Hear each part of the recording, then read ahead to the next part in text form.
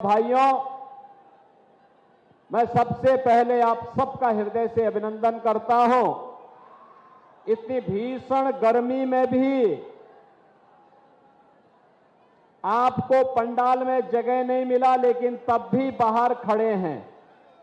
धूप की परवाह के बगैर एक ही लक्ष्य है और वह है कि अपने कर्मठ और युवा प्रत्याशी करण भूषण को भारी बहुमत से विजयी बना करके विरोधियों के मुंह पे तमाचा मारना है। और इसके लिए मैं आप सबका हृदय से अभिनंदन करता हूं। बहनों और भाइयों, देश के अंदर 3 चरणों का चुनाव संपन्न हो गया है। चौथे चरण में हम सबको भी चुनावी भागीदार में कल भागीदार बनना है। बहराइच की जनता को भी जाना है। केसरगंज 5वें चरण में आएगा। यानी अब तक आधा चुनाव हो चुका है और कल के बाद जब कल मतदान होगा तो मतदान के बाद पूरे देश के अंदर अब तक जो मोदी लहर थी, यह मोदी लहर एक सुनामी बनने वाली है, क्योंकि जनता ने ठाना है कि फिर एक बार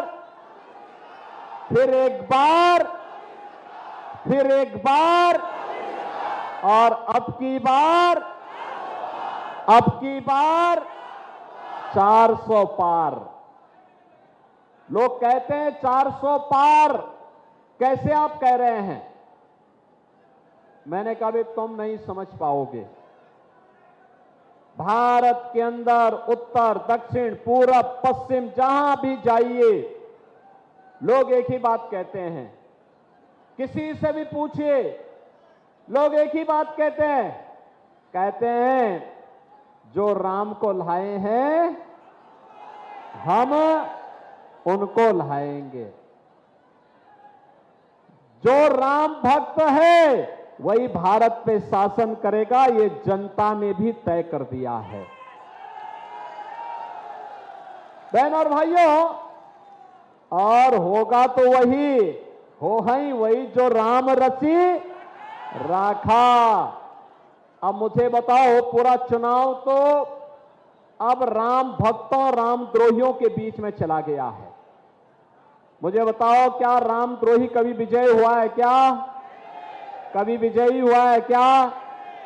अन्यथा हम सब रावण की पूजा करते ना, कुंभकर्ण और मेघनाथ की पूजा करते, मारीच की पूजा करते, लेकिन नहीं, वह कभी विजयी नहीं हुए, हो भी नहीं सकते हैं।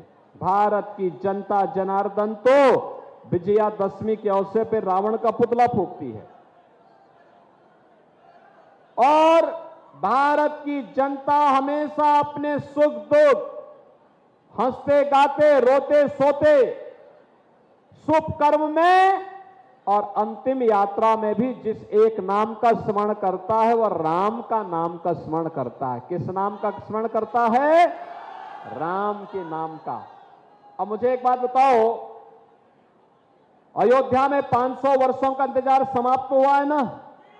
हुआ। आप प्रयागपुर से कितने लोग गए अयोध्या दर्शन करने के लिए? और तो पूरा ही आप तो अगल बगल ही हैं, आप तो पड़ोसी हैं, तो सर्वाधिक लाभ भी आप ही को प्राप्त हुआ। और लाभ ही प्राप्त नहीं हुआ, 84 कोसी परिक्रमा का लाभ भी सबसे अधिक आप ही को होने वाला है। 84 कोसी परिक्रमा को बहुत भव्य बनाने जा रहे हैं हम लोग, एकदम फर्राटेदार बनाने जा रहे हैं, पैदल पदयात्रियों के लिए भी और साथ साथ गाड़ी से चलने के लिए भी 4 लेन की बेहतरीन कनेक्टिविटी के साथ अयोध्या की परिक्रमा भी हो जाएगी। लोग भी सिद्ध होगा, परलोक भी सिद्ध होगा। बहनों और भाइयों, आज दुनिया कह रही है कि जो काम भारत के अंदर अयोध्या में हुआ, दुनिया के अंदर कहीं नहीं हो सकता, कहीं नहीं हो सकता। 500 वर्षों के बाद ये कांग्रेस और समाजवादी पार्टी के लोग तो ये मानते थे कि अयोध्या में राम मंदिर कभी नहीं बन पाएगा। इसलिए बहकाने के लिए क्या कहते थे, सपा के लोग क्या कहते थे, कहते थे कि परिंदा भी पर नहीं मार सकता, बोलते थे ना। ये राम भक्तों पर गोली चलाते थे ना, चलाते थे कि नहीं चलाते थे। और कांग्रेस के लोग क्या कहते थे, कहते थे राम तो हुए ही नहीं। क्या कहते थे, राम हुए ही नहीं। राम के अस्तित्व पर ही प्रश्न खड़ा कर दिया था कांग्रेस ने। यानी राम के अस्तित्व पर प्रश्न खड़ा करने का मतलब हम और आप सबके अस्तित्व पर प्रश्न खड़ा कर देना।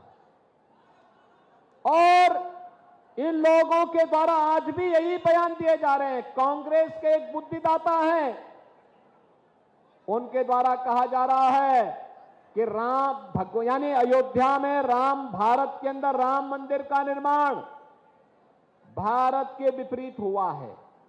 आप मुझे बताओ, आप राम मंदिर का समर्थन करते हैं कि नहीं करते हैं? करते हैं ना, हर भारतवासी करता है ना, हर सनातन धर्मावलंबी खुश है ना इस बात को लेकर के।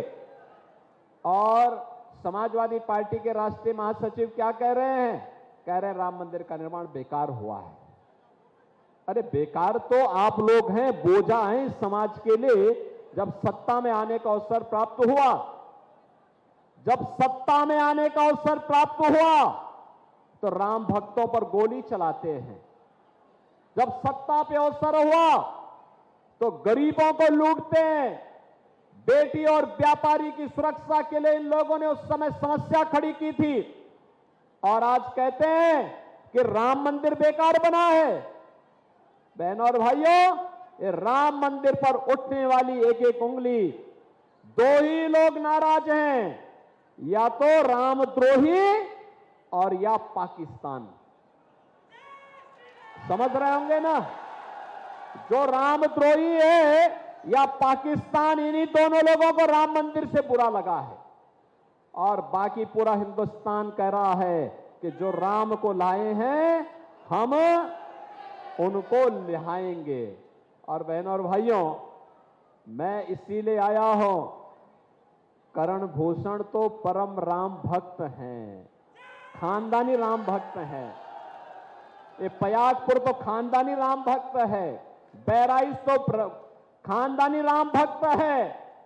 ये वही भूमि है जिस भूमि ने सोमनाथ मंदिर के गुनाहगार सालार मसूद को जहन्नुम में पहुंचा करके, रसातल पर पहुंचा करके भारत के धर्म की रक्षा की थी। महाराज सुहेलदेव की ये पावन भूधरा है।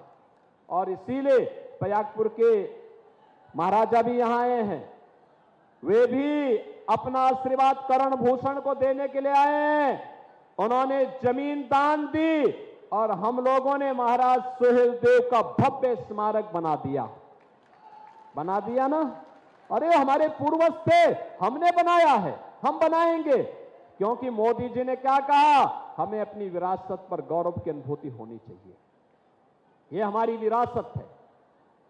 महाराज सुहेलदेव ने आज से 1000 वर्ष पहले उस विदेशी आक्रांता को धूल चटा करके, उस नराधम पिशाच को जिसने सोमनाथ के मंदिर को पवित्र किया था, उसको रसातल पर पहुंचा करके भारत की रक्षा करने का काम किया था। और उनका भव्य स्मारक यहां पर बहराइच में ही हम लोगों ने बना दिया है। मैं इसके लिए पयागपुर के महाराज का हृदय से अभिनंदन करूंगा कि उन्होंने कहा कि नहीं, हम लोग जमीन देंगे महाराज सुहेलदेव के नाम पर अगर स्मारक बनता है। मैं पूछना चाहता हूं, क्या समाजवादी पार्टी, कांग्रेस और बहुजन समाजवादी पार्टी के लोग क्या महाराज सुहेलदेव के उस भव्य स्मारक पर कभी पुष्पांजलि करने के लिए जाएंगे? क्या ये लोग नहीं जा सकते? नहीं जा सकते। ये दरगाह में तो जाएंगे, लेकिन महाराज सुहेलदेव के विजय स्मारक पर नहीं जाएंगे, क्योंकि इनको भय है कि अगर वहां जाएंगे तो कहीं मुस्लिम वोट न खिसक जाए। यही भय है ना। और जब यही भय है तो भैया ठीक है, तुम वहीं का ले लो, वहीं जाओ ना, फिर क्यों हमारे पास आ रहे हो? ये तो हिंदुओं को बांटना चाहते हैं। पहले इन्होंने जाति के नाम पे बांटा, फिर क्षेत्र और भाषा के नाम पर बांटा, और अब आपके प्रॉपर्टी पर भी इनका नजर लगी हुई है। कांग्रेस ने क्या कहा है सत्ता में आएंगे तो कांग्रेस और सपा का गठबंधन क्या करेगा, वो करेगा क्या, उसने कह दिया है सत्ता में आएंगे तो वरासत टैक्स लगाएंगे। वरासत टैक्स का मतलब आपके बाप दादों ने जो कमाया है, आपकी जो संपत्ति है, इस संपत्ति में से आधी संपत्ति को ये लोग जबरन समाजवादी पार्टी के गुंडे या फिर कांग्रेस के गुंडे जबरदस्ती हड़पने का कार्य करेंगे। क्या आप इसको स्वीकार करेंगे? क्या इसको स्वीकार करेंगे? क्या भारतीय जनता पार्टी इस प्रकार की डकैती कतई स्वीकार नहीं कर सकती, कतई नहीं स्वीकार करेगी। और इसके लिए क्या षड्यंत्र उनके द्वारा कहा जा रहा है कि हम आएंगे जातीय जनगणना करेंगे। जातीय जनगणना क्यों कराएंगे? इसलिए कराएंगे, पहले जातीय जनगणना कराएंगे, फिर जातीय जनगणना के आधार पर हिंदुओं को आपस में लड़ाएंगे और फिर आपस में लड़ाने के बाद फिर इनके द्वारा क्या करना है, फिर ये करेंगे कि भाई देखो आप तो आपस में लड़ रहे हैं, पहले हिंदुओं तुम आपस अपनी लड़ाई फरिया लो, हम पहले ये करते हैं कि तुम्हारा आरक्षण का अधिकार मुसलमानों को दे देते हैं।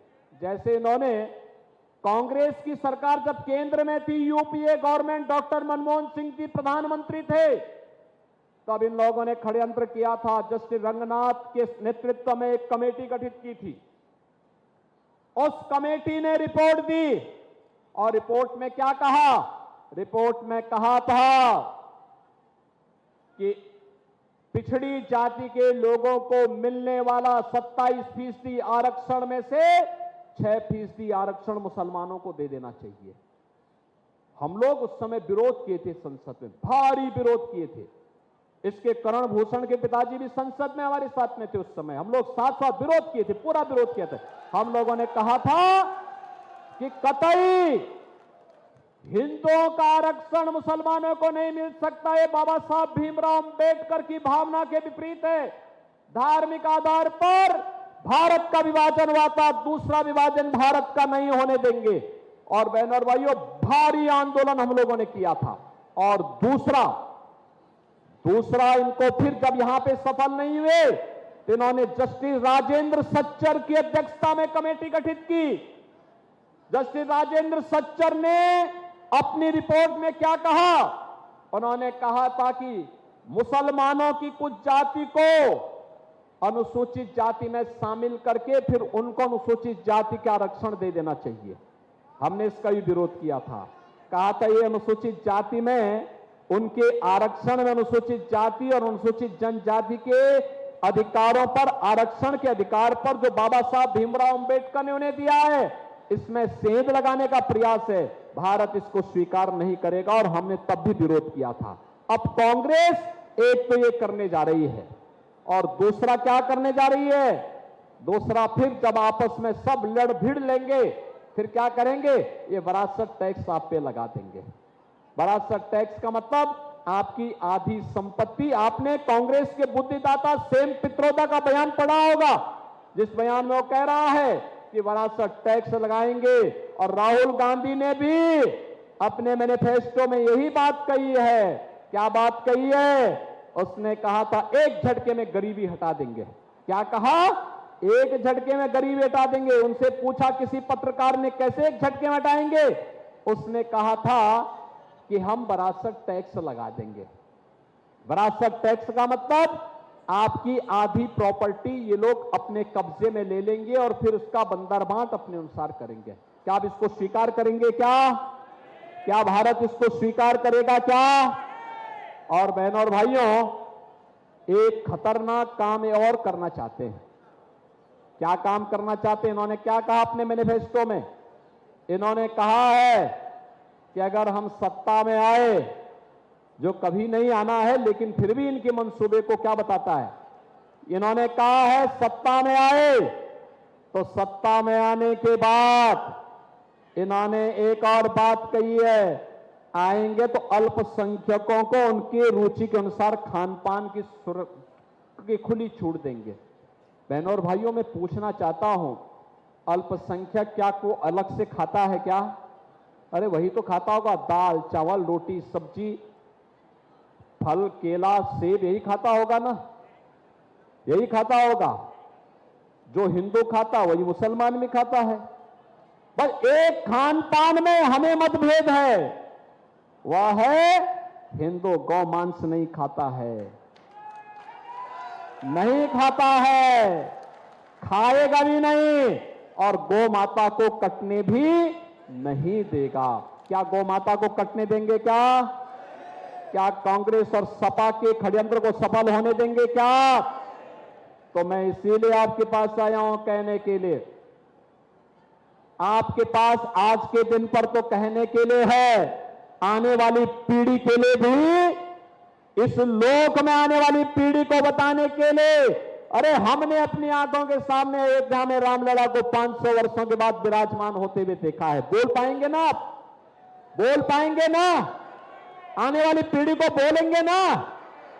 और इस लोक के बाद जब पूर्वजों के पास जाएंगे तो वहां भी बोलेंगे, इस बात को बोलने का अधिकार होगा ना कि देखिए अपने पूर्वजों को आप भी बड़े गर्व के साथ कह पाएंगे कि जो आपकी आस थी, जो आपकी तमन्ना थी, जो आपका संकल्प था, उसको हमने पूरा किया है, हमारे वोट ने पूरा किया है। अयोध्या में रामलला को हम विराजमान करके आए हैं।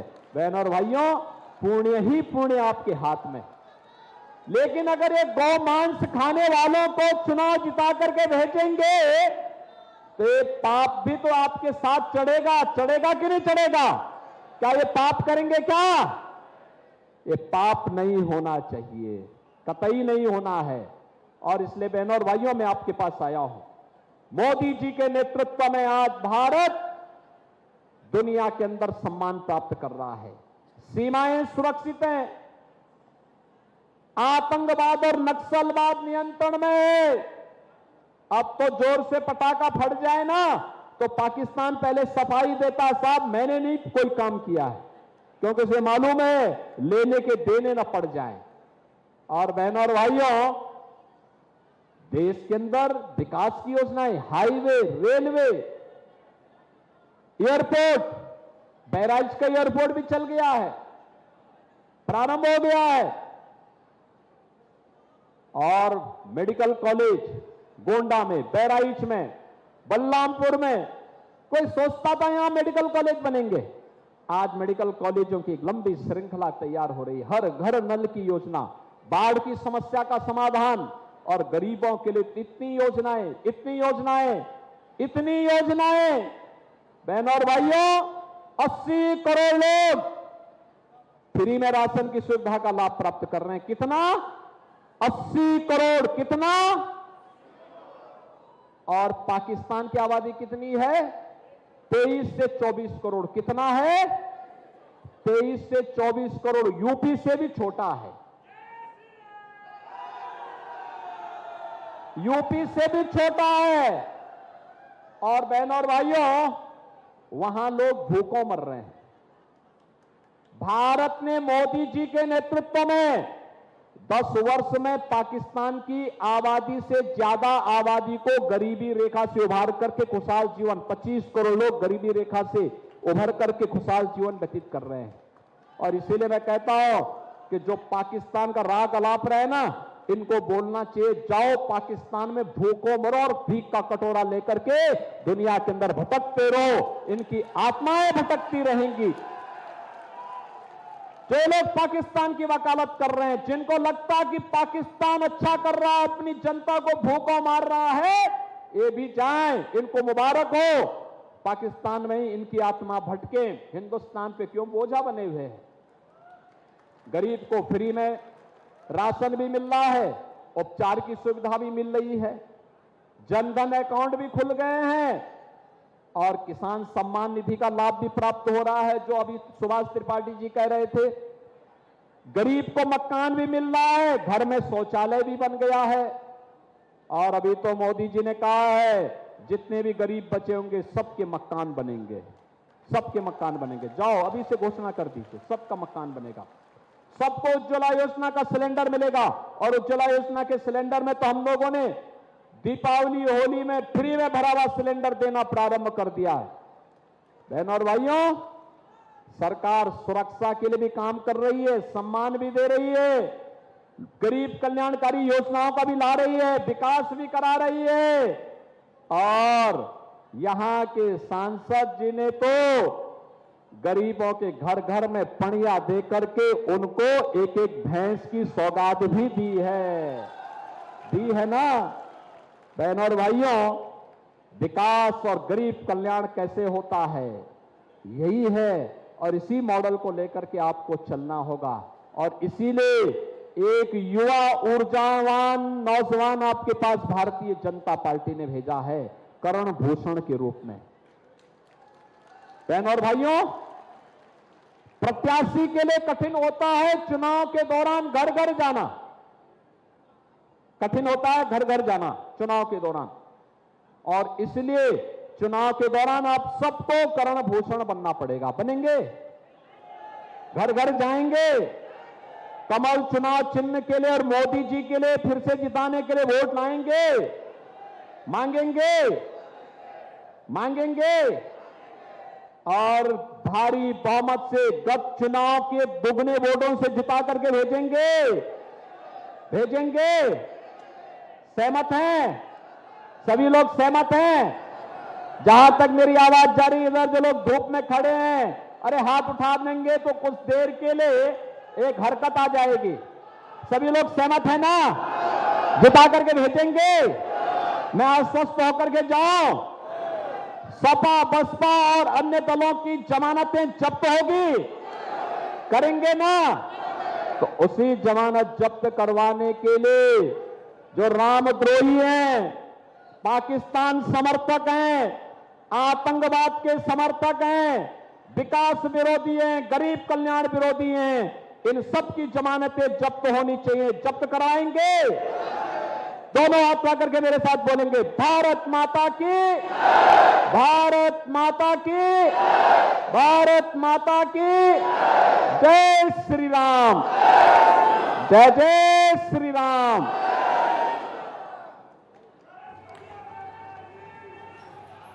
कैसरगंज लोकसभा सीट पर करण भूषण के पक्ष में जन समर्थन जुटाते हुए उत्तर प्रदेश के सीएम योगी आदित्यनाथ आप तस्वीरों में देख रहे हैं, मंच पर मौजूद हैं, जनसभा को संबोधित कर रहे थे।